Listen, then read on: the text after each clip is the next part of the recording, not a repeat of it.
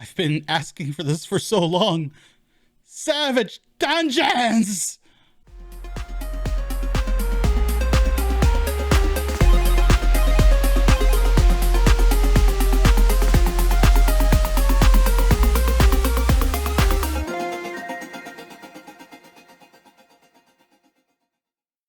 Greetings, programs. Welcome to Tarkoth Gaming and my breakdown of the producer's live letter number 71.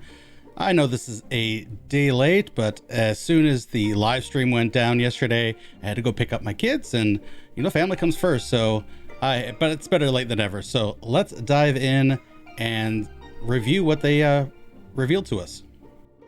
So they first went into detail about what's coming with patch 6.18, which goes live July 5th after a 24-hour scheduled maintenance that starts at 3 a.m. on July 4th. Happy 4th of July to everyone in the United States. And goes till 3 a.m. Pacific on July 5th. So if you have anything that you need to get done for your weekly stuff, make sure you have it done before 3 a.m. on July 4th. The big key to this patch is going to be the data center travel.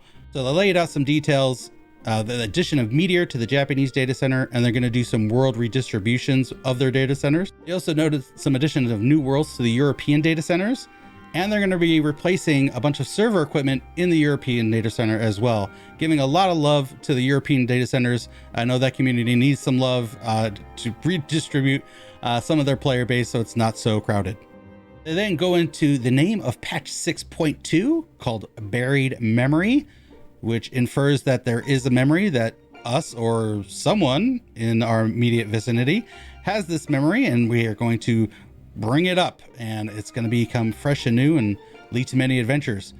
This is coming to us late August 2022, which puts the timeline on either August 23rd or August 30th. If I had to bet, I would say it's August 23rd. What's to come in patch 6.2? Well, main scenario quests, of course. Can't have a new patch without progressing the story, right?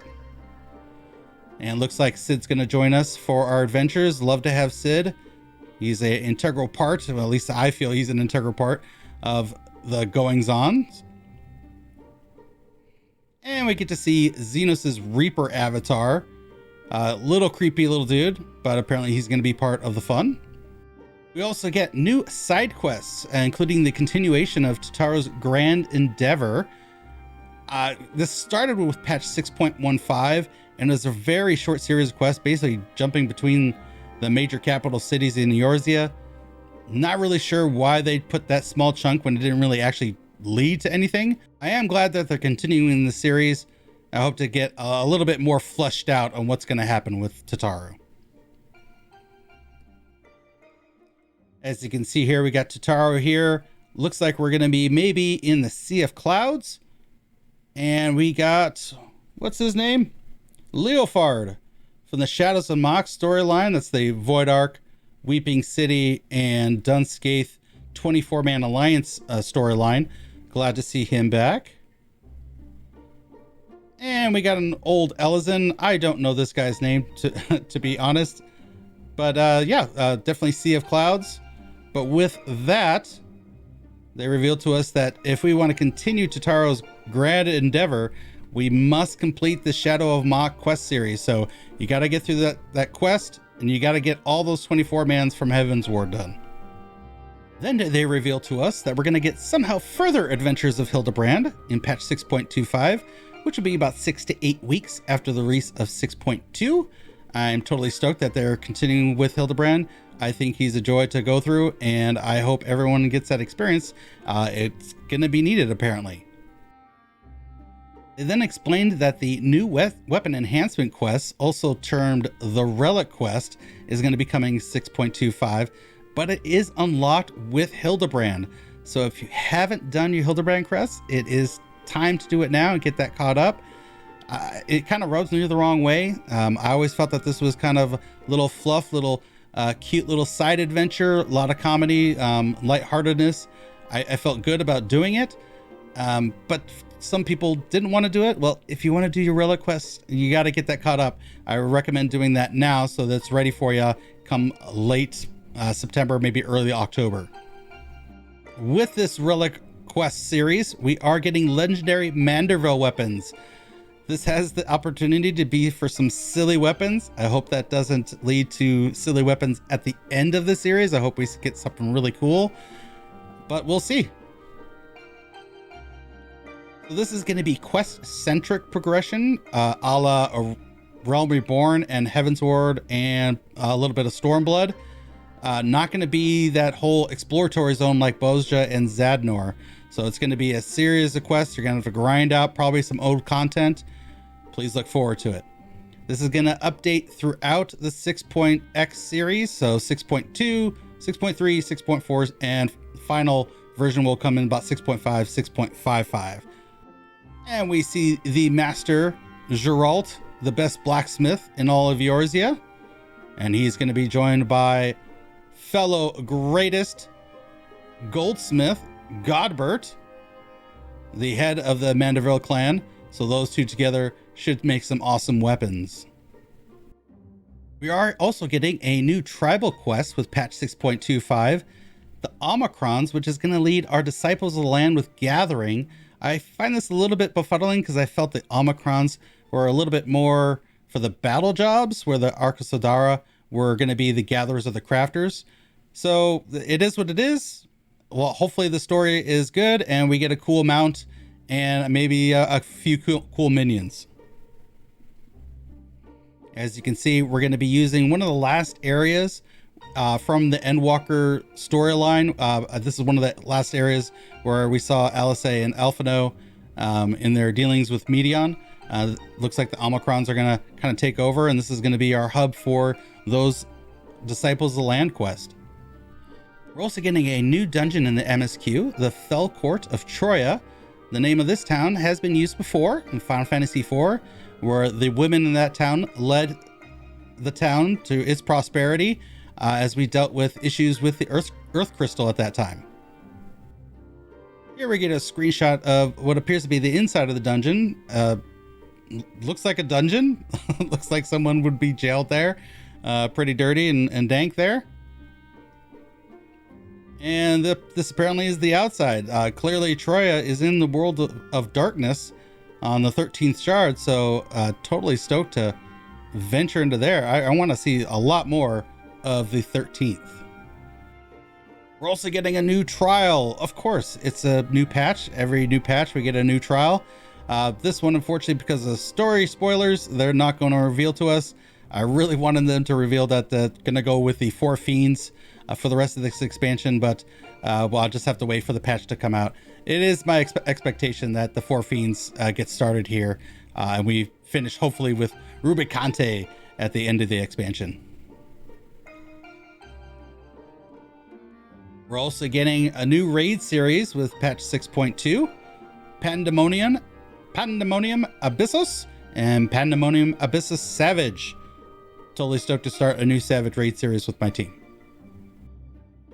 Yoshi P in the past has talked about pushing the release of Savage by 1 week. It is finally happening. So there have been both requests asking for it and against it. I am actually for it. I think that there's allows people to get through the content at a decent pace without rushing right towards Savage to dive into that week 1. So delaying it by a week is a plus in my book. Whether or not the next Savage will also be moved by 1 week will be considered based on the results of the test run as well as player feedback. Always listen to the players. I do appreciate that. And here's one little screenshot. They're not showing any boss here, but this is another part of Pandemonium. We also get our new Unreal Trial, and it's going to be Sephiroth. I am totally stoked about this. They're finally leaving A Realm Reborn behind and diving into Heavensward. Sephiroth was definitely a really cool boss with 2 distinct phases. Absolutely stoked to try something new for the Unreal. Now, with most every major patch, there are going to be some job adjustments, and they've noted that there will be some for PvE and PvP. And apparently they had planned extensive changes for both Dragoon and Astrologian, but because how big of the changes, which kind of tells me it was going to be on a complete overhaul, they had to postpone it to make sure it was done right. They also explained to us that the intentions behind job adjustments will be explained to us. There's also going to be some critical and direct hit adjustments, a lot of buffs, debuffs that affected both critical hit and direct hit. Didn't affect certain jobs because they already dealt automatic critical hits or automatic direct hits, or the combination of both. So they're going to be looking into that, and they're going to give us further details in the part 2 of the live letter here in about a month or so. PvP updates. PvP has become a exciting part of this game as of patch 6.1. They're letting us know that Series 2 is going to begin with patch 6.2. We're currently in the middle of Series 1, but with patch 6.18, Season 2 will begin, and everything will then reset with patch 6.2. Also with patch 6.2, we're going to get Rival Wings returning to us. With the changes to the PvP system, I'm hoping that infuses a lot more excitement into this mode that is coming back to us finally. They continue to advance the improvements to the main scenario quests of old content. Duty support is going to be added to the dungeons that are required for the main scenario quest for post 2.0 quests. This includes Snowcloak and Keeper of the Lake, and the MSQ based dungeons in Heavensward for the leveling. That includes Summall, the Airy, and the Vault. As you can see here, we got Estidian and Ysael. Totally looking forward to having those two join us at our sides. If you wanted to do a solo dungeon, I might just do it myself just to see their banter as we go through a dungeon. Further improving on the main scenario quests, they're going to make the Steps of Faith, which is the 8-man fight where we had with Vishap, which was part of unlocking Heavensward. They're going to turn that into a solo quest battle. They are also going to be revamping Thorn March, the Realm Reborn 8-man trial that sees you go against the Mughals. Now, Yoshi P had mentioned that this was very difficult. I don't know if he was being sarcastic or not, but they are going to revamp it. No word if that's going to stay an 8-man trial or if it's become a solo duty. We now move on to new content. First up, Variant Dungeons. Variant Dungeons are going to be variable difficulty dungeons, and they were previously introduced as Criterion Dungeons. This is going to be for 1 to 4 players at level 90, and apparently it's going to be very casual in this regard. There will be no role restrictions, and job changes are going to be permitted in the instance, which is definitely unique. Enemy strength will be determined by party size from 1 to 4 party members. And the route of progression going to be branching out based on player actions. So things you do in the dungeon will determine your path in the story. So it looks like it's going to be quite replayable. The first variant dungeon that they're going to be introducing is the Silden Subterrane near Ul'dah. Looks like we're going to be exploring those steps alongside a certain someone. My guess is the Sultaness Nomino. Hopefully it's her. I love spending time with her. That's the only Lalafell I do like. We're going to experience a different story depending on your chosen path. So again, what you do in the dungeon, or maybe the choices you make in story and conversation with the certain someone, will lead you down to certain paths, again, adding some replayability to the variable dungeon. Here we see a screenshot of the Silden Subterrane. Looks like Ul'dah. Maybe a little bit more flora. We'll see what kind of enemies we get in there. Apparently, Variant Dungeons isn't the only dungeons we're getting. We're also getting Criterion Dungeons. Criterion Dungeons are going to be level 90 high difficulty dungeons for 4 players only. No variant or variable party members here. Looks like we also have to stick with the strict 1 tank, 1 healer, 2 DPS. Again, different from the Variant Dungeons where you could be any comp and any size. The Criterion Dungeons are going to be visually similar to the Variant Dungeons, but everything else is going to be pretty much different, both in structure, no branching pathways. Enemy strength is going to be set because you have a set party of 4. There will also be no NPCs that will be accompanying you. So the first Criterion Dungeons, again, it will be the Silden Subterrane, but there will be what I'm effectively calling a normal mode and a savage mode, which leads me to much hype because I really want a hard challenge in my 4-man dungeons.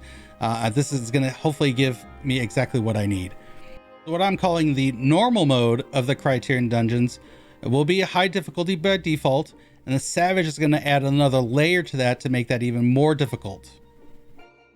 With the normal mode of the Criterion dungeon, parties of fewer than 4 can be supplemented via matchmaking, so it'll be in the duty finder if you wanted to queue solo, and then you'll be matched into a party just like the MSQ dungeons we have now. One of the twists with the normal Criterion dungeons is that resurrection is going to be prohibited, but you will have a limited number of revival actions, so that will be quite interesting. If you do KO and everyone's wiped out, the enemies will not respawn, just like normal dungeons. When we get into the savage mode, you can only go with a preformed party of 4. You will not be able to queue up for savage in the duty finder. Adding to the layer of difficulty with the savage Criterion, all resurrection is going to be prohibited. If you die, you're dead and you're done. If your party is completely wiped out and you have to revive, all enemies will be revived, so you'll basically be starting from scratch. And adding yet another layer to the difficulty, that there will be a time limit to make this kind of a race, because the longer you take, the enemies will get stronger. So you're going to need to find appropriate routes in these dungeons and maybe have to try to avoid enemies where possible. Next big piece of content that they revealed, well, was already revealed, but they've been very tight-lipped about it, is Island Sanctuary. Glad we're finally getting some details. So Island Sanctuary is going to let us build and allow us to own our own personal island sanctuaries, which is going to be instanced from the rest of the game. We're going to be able to gather materials, care for creatures, build facilities, craft items, and more. And if you don't have the Disciples of Land or Hand leveled at all, don't worry about it. It's not required here. Here they show off an example of the scale of the island that we can expect. They showed a little bit of it, but the rest of it was digitally blurred out. And apparently you can see that the size of that Rogadin down on that island beach, that little speck of sand down there, that's a Rogadin. And apparently that's the scale of the island. So that's us, and the rest of this is Australia? Is that how big this is? It's going to be a huge island. To explain some of the activities that we can do, we can gather materials from nature. So gathering, everything's going to be island specific. So everything that happens on your island sanctuary is not carried over to the rest of the game. So everything, it's its own mini game. I actually, during this stream, I actually thought, you know what, they could just cut this out and actually make it its own game. But then I realized they have Harvestella coming out, so they already have a game coming out. So, hey, we got it in Final Fantasy XIV as well. Anything you gather is going to be, again, specific to the island. This also means that you're having island-specific inventory space. So with island-specific materials and island-specific inventory space, we'll also have island-specific tools, and better tools means easier gathering on your island. We're also going to be able to grow crops, plant to cultivate seeds, find on your island. And then again, this is completely different from anything that you find in the main game. Island Sanctuaries, you could, for all intents and purposes, is its own game. Just if you think of it that way, hopefully you'll have fun with it. Think of it like Harvest Moon or Stardew Valley. It's going to be kind of crazy that this is going to be in Final Fantasy XIV. We're also going to be able to collect and care for various creatures. Hopefully we can have some of these as minions we can take out to the real base game, real world. And we're going to have to also keep our eye out for unique variants of these critters so that can have unique coloring and shiny and stuff. So think maybe like Pokemon. There will also be an aspect of base building, apparently. We're also going to be able to customize our appearance and unlock further tools and buildings for development. One of the bullet points here is release the minions. Now I have over 360 minions. I'm hoping that I can have a ton of them strewn out throughout the entire island and just bump into them randomly. I would love to see them just all out and having fun. So our favorite minions may wander freely within our base. Hopefully when they say your favorite, it doesn't mean just the ones that are tabbed as your favorite minions. Looks like there will also be an Island Sanctuary economy mini game of sorts, where you also create handicrafts, you sell them to the market for island specific currency, not gil. They're specific about that. Again, just remember that everything's cut off from the main game here. Island Sanctuary is Island Sanctuary. And gameplay is not affected by other players' actions. So this market board is not, you're not selling to other players. It's just part of the game. Now, with that economy minigame and the handicrafts that you're selling to the market, you'll be able to earn rewards with that island specific currency that then you at that point can take into the world.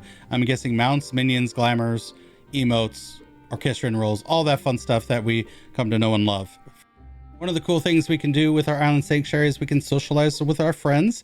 That means they can come into our instance, visit our island, a la Animal Crossing, and see what we got going on. So dress up your islands to be super fancy, impress your friends. They will be revealing more about Island Sanctuary in part 2, so please look forward to it. Moving on here, they will be talking about Adventurer Plate and Portrait updates. They're going to be transitioning from a beta version into basically the official full release. One of the biggest issues I had with the portrait system is that it was linking and would auto update with the gear I was using. It looks like they're about to change that. So before, you would have 4 different portraits and then you could use them interchangeably with adventure plates, instant portraits, and your gear sets, made for kind of a confusing system. With the official release and out of beta, your adventurer plate photo is going to be specifically for the adventurer plate. So whatever you take for that is going to stay with that, and it's not going to change.